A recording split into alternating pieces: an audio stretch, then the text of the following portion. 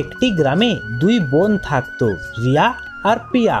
রিয়া একটু কম পড়াশোনার কারণে তার বিয়ে গরিব পরিবারে হয়ে যায়, আর পিয়ার সুন্দর রূপের জন্য তার বিয়ে বড়লোক বাড়িতে হয়ে যায়। পিয়া তার সুন্দর রূপের অহংকার প্রথম থেকেই ছিল, বিয়ের পর তার টাকা পয়সারও অহংকার হয়ে যায়। দুজন বোন পাশাপাশি থাকতো। পিয়া যখনই সময় পেত তখনই রিয়ার বাড়িতে এসে রিয়াকে নিচু করার চেষ্টা করত। আরে রিয়া, তুই জানিস আমার স্বামী আমাকে কালই একটা নতুন সোনার হার কিনে দিয়েছে, আর তোদের ক্ষেতের পাশে যে ক্ষেতটা আছে সেটাও আমরা কিছুদিনের মধ্যে কিনে নেব। তুই তো বিয়ের পর কিছুই কিনিসনি, কিন্তু তুই বা কি করবি? তোর স্বামীর তো খাবারের টাকা নেই, তাহলে তোকে আবার কি কিনে দিবে? রিয়ার সেই সব কথা খারাপ তো লাগতো, কিন্তু তাও রিয়া সব চুপ করে শুনে নিত। রিয়ার জীবন খুবই কষ্টে যায়, দুবেলার খাবারও ঠিক করে জুটেনি। রিয়া পিয়াকে অনেকবার সাহায্যের কথাও বলে। আরে পিয়া, আজ আমাদের বাড়িতে অন্যের একটা দানাও নেই, তুই যদি আমাদের কিছু টাকা দিয়ে সাহায্য করতি তাহলে খুব ভালো হতো। আরে রিয়া, তুই আজ টাকা খুঁজতে এসেছিস, তুই যদি কাল আসতি তাহলে আমি তো তোকে কিছু টাকা দিয়েই দিতাম। আজ ঘরে একটাও টাকা পয়সা নেই, আমি তো তোকে বলেইছিলাম ও একটা ক্ষেত কিনবে, আজ ও সেই ক্ষেতেই কিনতে গেছে। পিয়া কোনোদিনও রিয়াকে কোনো কিছুতেই সাহায্য করেনি।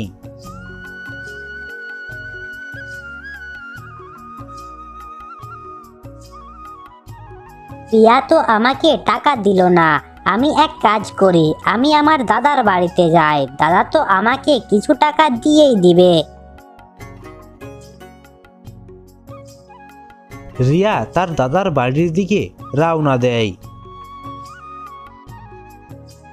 কিছুটা যেতেই রিয়া একটি বুড়ো বাবা দেখতে পায়।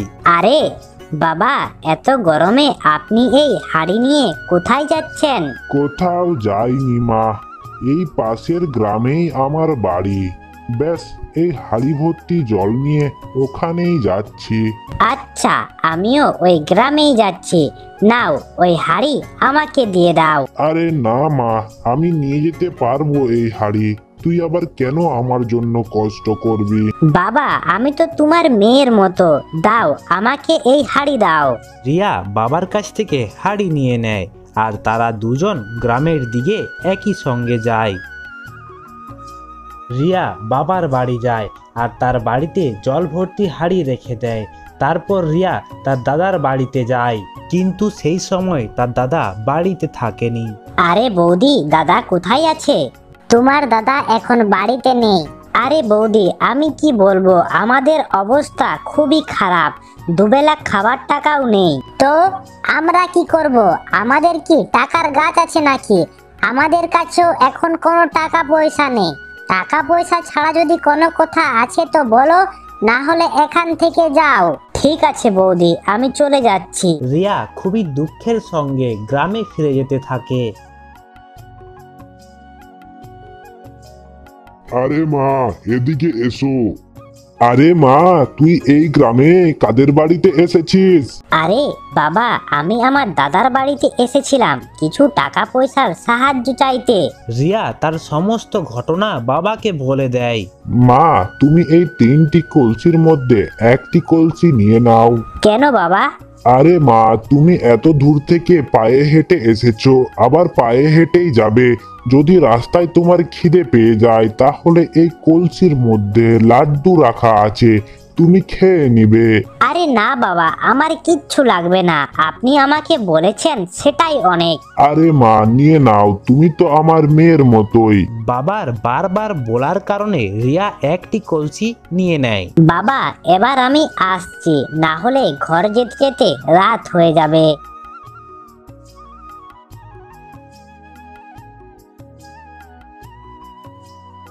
আরে রিয়া, তুমি তো আজ তোমার দাদার বাড়িতে গিয়েছিলে, তোমার দাদা তোমাকে কিছু সাহায্য করলো? আমি তো ওখানে গিয়েছিলাম, কিন্তু দাদা বাড়িতে ছিল না, আর বৌদি আমাকে বাড়ি থেকে তাড়িয়ে দিল। আচ্ছা, তার মানে আজও আমাদের খালি পেটেই থাকতে হবে? না, আজ আমাদের খালি পেটে থাকতে হবে না। মানে টাকা দিয়েছে?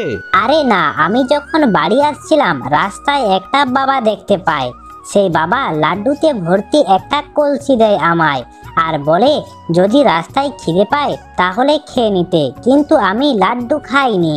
আরে বাহ, তাহলে তাড়াতাড়ি তুমি লাড্ডু নিয়ে আসো, আমরা দুজনেই আজ তাহলে লাড্ডু খাবো।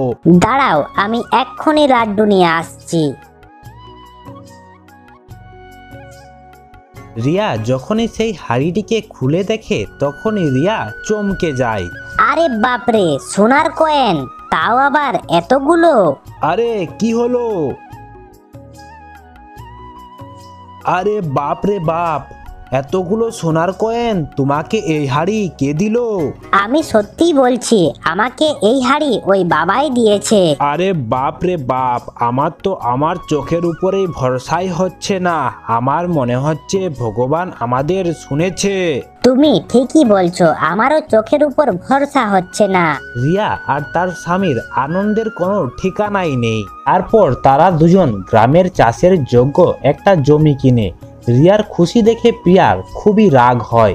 পিয়া তার স্বামীকে বলে, আরে শোনো, ওই আমার বোন এত বড়লোক কি করে হলো? ওদের কাছে এত টাকা কোথা থেকে এলো? কিছুদিন আগেই তো ও আমাদের বাড়িতে ভিখিরির মতো ভিক্ষা করছিল, তো আজ ওরা এত টাকা পয়সা কোথা থেকে পেল? ওরা তো আমাদের থেকেও বেশি বড়লোক হয়ে গেছে। হ্যাঁ, সেটাই তো আমি ভাবছি। কিছুদিন আগেই তো ওর স্বামী লোকের জমিতে কাজ করছিল। হ্যাঁ, কিন্তু কিছুদিন আগেই তোমার বোনকে আমি তোমার দাদার বাড়ির দিকে যেতে দেখেছি। কি, দাদার বাড়ির দিকে? আমার তো মনে হচ্ছে দাদার বাড়ির থেকে ওরা কিছু টাকা পয়সা নিয়ে এসেছে। কিন্তু তোমার দাদাও কেমন, এক বোনকে সব টাকা পয়সা দিয়ে দিচ্ছে। তুমিও তো ওর বোন, তোমাকেও তো টাকা পয়সা দেওয়া দরকার। তোমারও তো সমান অধিকার আছে। তুমি ঠিকই বলেছো, দাদার সম্পত্তিতে যতটা ওর অধিকার ততটাও আমারও অধিকার। কাল সকালে আমরা দাদার বাড়িতে যাব।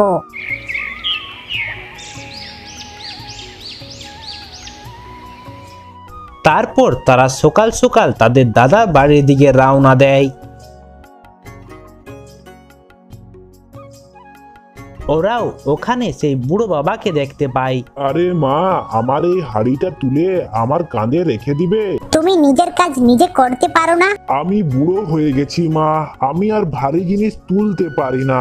দয়া করে তুমি এই হাড়িটা আমার কাঁধে রেখে দাও। তো কি তুমি আমাকে জিজ্ঞাসা করে বুড়ো হয়েছিলে? আরে পিয়া, তুমিও ওই বুড়োর কথা শুনছো? তাড়াতাড়ি চলো, আমরা ঘর পৌঁছেই গেছি। পিয়া ওই বুড়ো বাবার কোনো সাহায্য করেনি। পিয়া তার দাদার বাড়িতে পৌঁছে যায়। আরে দাদা, বৌদি, এই দুদিন আগে রিয়া এখানে এসেছিল কি? হ্যাঁ বিয়া, কিছুদিন আগেই রিয়া এখানে এসেছিল, কিন্তু আমি রিয়ার সঙ্গে দেখা করতে পাইনি। রিয়া যখন এখানে এসেছিল আমি তখন বাইরে ছিলাম। রিয়ার সঙ্গে তোমার বৌদির দেখা হয়েছে। আরে বৌদি, তুমি রিয়াকে কিছু দিয়েছো কি? না, আমি কিচ্ছু দিইনি। আমাদের কাছে কিছু থাকলে তো আমি ওকে দেবো। তার মানে তোমরা ওকে কিচ্ছু দাওনি? ঠিক আছে, তাহলে আমরা আসছি। আরে এখনই তো তোমরা এসেছো, খাবার খেয়ে যাও। আরে না, আমরা এদিকে এসেছিলাম, ভাবলাম দাদা বৌদির সঙ্গে দেখা করে নি। ঠিক আছে, আমরা তাহলে এখন আসছি। আরে দাদা তো ওকে কিচ্ছু দেয়নি, তাহলে ওরা এত টাকা পেলো কোথা থেকে? আরে সেটাই তো আমিও ভাবছি। আরে এত রোদে গরমে হেঁটে তো আমার জল তেষ্টা পেয়ে গেছে। তুমি যাও, জুথার থেকে হোক জল নিয়ে এসো আমার জন্য। তারপর তারা কিছুটা যেই একটা ঘর দেখতে পায়, আর সেই ঘরটা ছিল বুড়ো বাবার। আরে কি হয়েছে মা, তোমরা আমার ঘরে? বাবা, এক গ্লাস জল দেবে আমায়? হ্যাঁ মা, এসো, ঘরের ভিতরে এসো। বাবা, আমি তো তোমার সাহায্য করিনি, কিন্তু তাও তুমি আমাদের জল দিলে। তো কি হয়েছে, ওটা তোমার কর্ম ছিল আর এটা আমার কর্ম। আরে মা, তোমাদের তো এই গ্রামে আমি প্রথম দেখছি। তোমরা এই গ্রামে কাদের বাড়িতে এসেছো? এই গ্রামে আমাদের দাদা থাকে, দাদার সঙ্গে দেখা করার জন্যই আমি এখানে এসেছি। আরে মা, তুমি ওই মোহনের বোন? তোমার আরো একটা বোন আছে তাই না? সেও কিছুদিন আগে তোমার দাদার সঙ্গে দেখা করতে এসেছিল। হ্যাঁ বাবা, কিন্তু তুমি কি করে জানলে? আরে মা, যে জায়গায় তোমাদের আজ আমার সঙ্গে দেখা হয়েছে সেই জায়গায় কিছুদিন আগে ওর সঙ্গে আমার দেখা হয়েছিল। ওই বেচারি আমার কলসি নিয়ে আমার বাড়ি পর্যন্ত এসেছিল। আরে বাবা, তুমি জানো ও যবে থেকেই দাদার সঙ্গে দেখা করেছে তবে থেকেই ও খুব বড়লোক হয়ে গেছে। ওর কাছে যতই টাকা পয়সা আছে তা ওর ভালো কর্মের জন্যই ও পেয়েছে। আরে বাবা, আমি তোমার কথা কিচ্ছু বুঝতে পারছি না। ও এমন কি ভালো কাজ করেছে যার জন্য ও এত বড়লোক হয়ে গেছে? ভালো কাজকর্ম করলে কিভাবে বড়লোক হয়? বাবা, এটা তুমি কি বলছো? বলছি মা, বলছি, সব বলছি।